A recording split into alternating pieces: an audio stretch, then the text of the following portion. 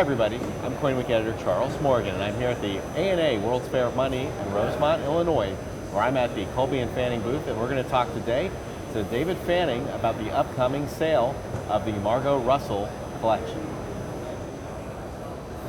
So David, tell me about this consignment. Well, we were contacted a little while ago by Margo Russell's two daughters, and as everyone knows, Margo Russell, who had been the editor of Coin World for quite a long time, had passed away, and she had left some various collections, including a fairly good-sized numismatic library, and her daughters contacted our firm to help get that to the next generation.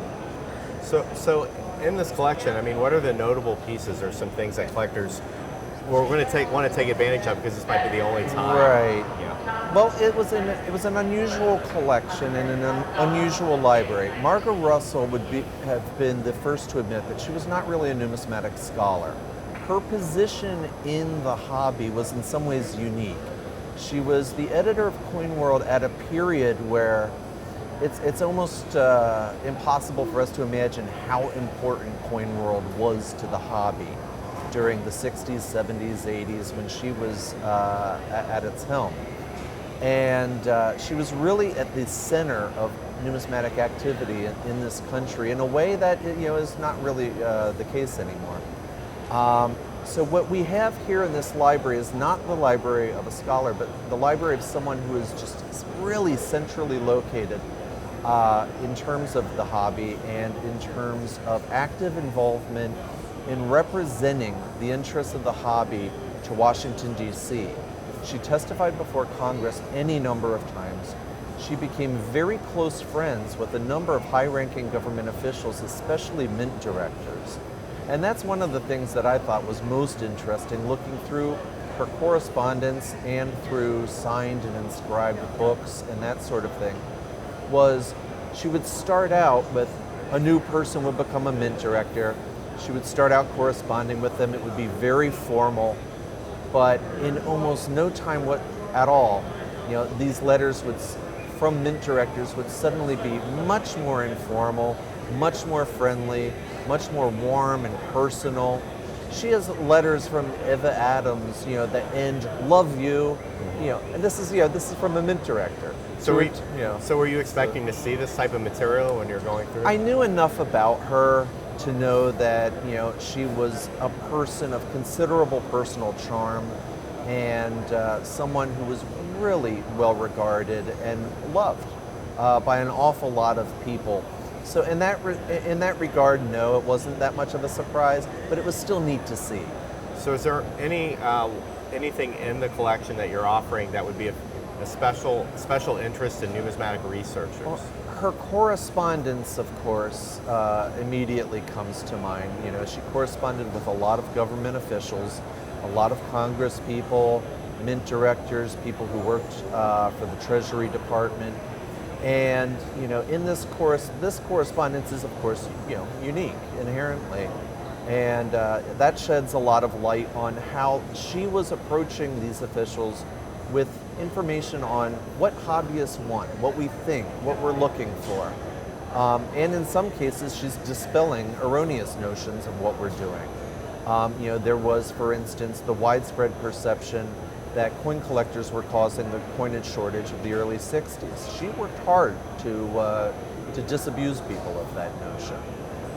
We also have a lot of pieces of legislation in the library, coinage acts, publications that were meant to be circulated to Treasury officials and Congress people, but which don't get out into the secondary market very often, and we have her working copies of these things.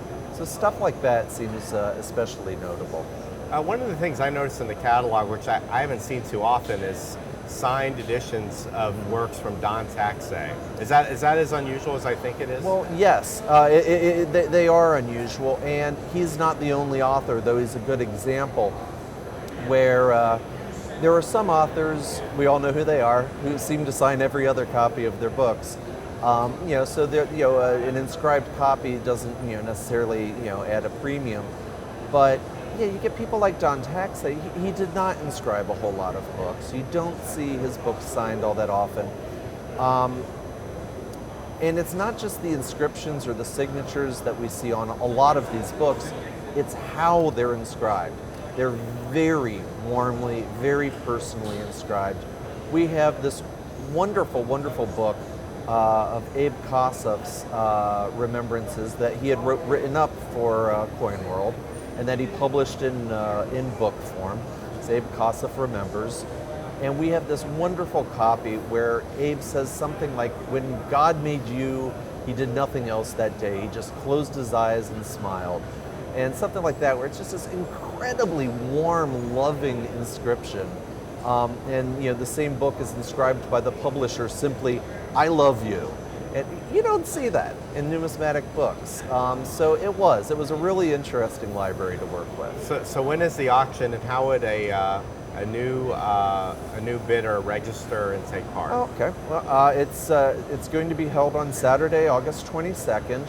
Our auctions are held live online. We have a custom-made bidding platform for participants, and they can get to that through our website, which is numislit.com, Numislit, short for numismaticliterature.com. And they can go directly to our live online bidding platform, which is hosted by iCollector. So it's a form that people are pretty familiar with and which mimics the flow of a live public auction. And the date's August 22, is that right? That's correct. What is the deadline to register to bid? You could register to bid that morning. Oh, okay. To be honest, you could register to bid during the auction. It's a pretty quick process. You do need a credit card, and that authorizes you right there. Okay. Well, wish you the best of luck in that auction, and thanks for telling us about the Margo Russell collection. I appreciate it.